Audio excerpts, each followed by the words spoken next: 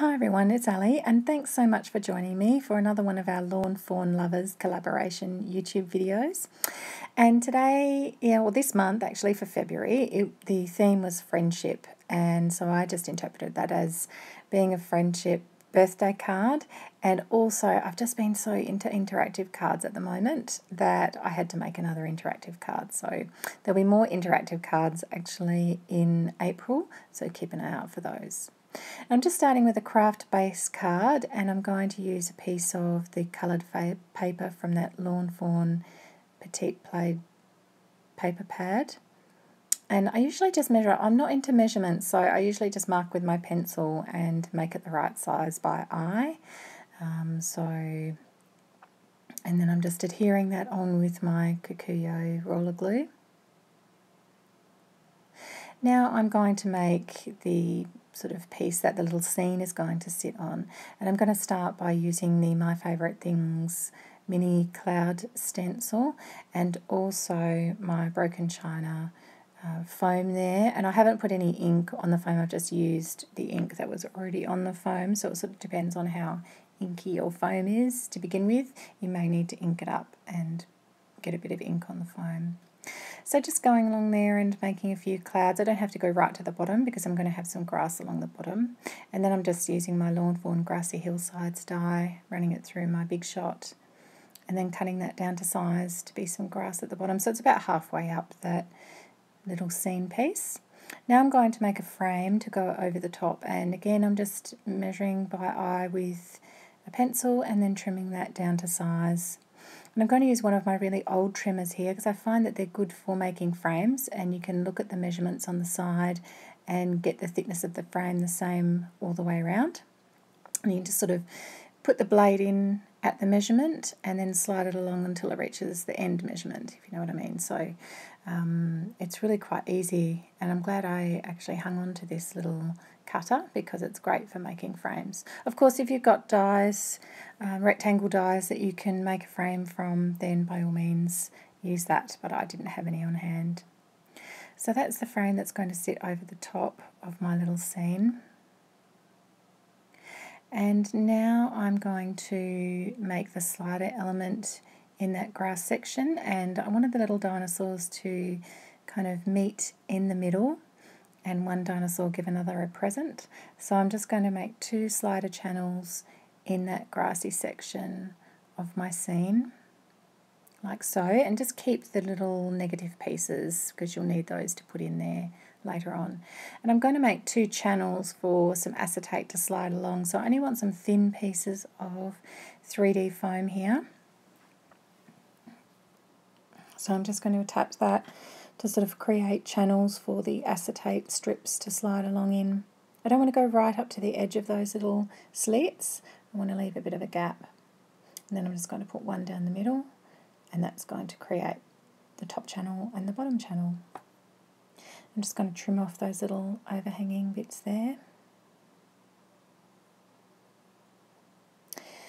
And so they're the 2 little channels that I want my acetate pieces to slide through. So I'm just trimming some pieces of acetate by eye. Again, I'm not really into measurements. I do most things by eye, so I just trim it down to when it slides in that channel quite nicely. Not too snugly, but not too loosely either. And then they're my 2 pieces of acetate that are going to slide through the card. Now I'm just going to attach that onto my little scene piece.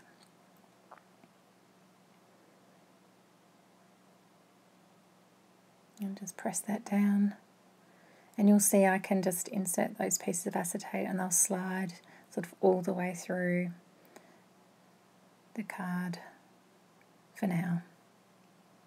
They're sliding quite well, so I want to stick those little negative pieces back in, and I just used my roller glue on there and stuck them back in, and that's how my acetate pieces will go in to the card. And it's going to work in the opposite direction, so when you pull from one side, the dinosaur will move across and so on. So just placing those back in, and now I just need some little circles. Actually, in the slider die set that I have, there is circles, but these ones are just slightly bigger. That's just a little circle punch that I have. And so I cut out 4 of those, and one will stick to the acetate at the end. like so. And then the other one will sit on top with a piece of 3D foam. So I'm just making sure that's sliding correctly in the little slot. And then just put a piece of 3D foam or 3D foam square on there. And then I just take off the backing piece of the foam and stick the other circle on top. And that creates the little slider. And then I'll stick my dinosaurs on top of those circles. So now I'm going to adhere my frame on, and of course I want the top to sit up a little because the grass is raised, so I need the top to have some 3D foam on the top and sides, and then just normal adhesive around the bottom on the grass, just so the frame sits evenly. And that's my little background piece with the slider elements.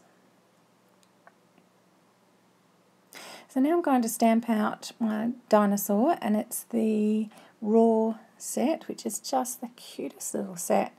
And I only recently got it. I didn't get it when it first came out, but it's just really quite cute. And I'm going to use a flat stamp for a mirror stamp so that I can have the dinosaur going the other way. So again, I'm using Memento ink and inking up my stamp, stamping it onto my rubber stamp there, and then pressing my paper on, and I'll get that image in reverse.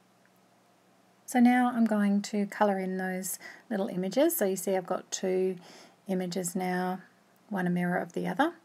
And I'm going to use my Copic colours. So I used BV quadruple 0, BV double 0 and BV04 for my purple dinosaur.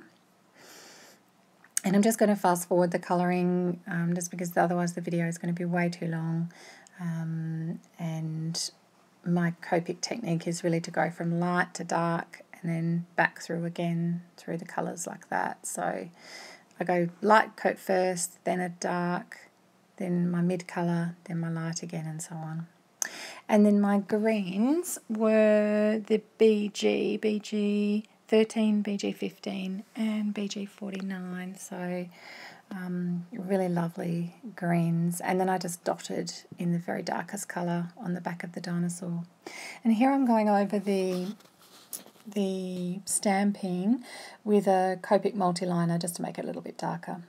And I've used the tree from the Ahoy Matey set, and I've used some darker greens to colour in the leaves. On the first card that I did, I actually stamped it on the patterned paper and fussy cut it, but it was just such an intricate cutting, I thought I'll just colour them in this time around. So now I've cut out all my elements, and I just need to start to adhere them to the front of the card. And then I forgot that I actually just needed a little present, which I got from another mini set. It was the Year 5 set, just a little present that I stamped onto the pattern paper again, and you used a silver pen there just to colour in the ribbon section of that. And then I fussy cut that too. I actually fussy cut all these images today. I do have some of the dies, but sometimes I just find that I quite enjoy a bit of fussy cutting, and it really didn't take that long at all. So there, I'm just sticking that little present into one of the dinosaur's hands, and I just cut that slit so that it would fit under the hand. And I'm just going to now adhere the dinosaurs onto those little slider elements. But first I want to stick my background piece down. And of course I ran out of my roller tape just at the wrong time, so I'm just using some double-sided tape to finish that off. And just making sure that's straight. I just really lightly put it on. Here it slips a bit, you'll see, and I can just reposition it. So I only really lightly put it on to begin with until I can eyeball it and make sure it's straight, and then I press it down firmly. So I just wanted to adhere my dinosaurs on. So the purple one, I'm going to adhere that to the lower part of that dinosaur, like so, just down the bottom of him, and then the other one I'm going to adhere to the head so that when they come together they're actually level and they can slide together.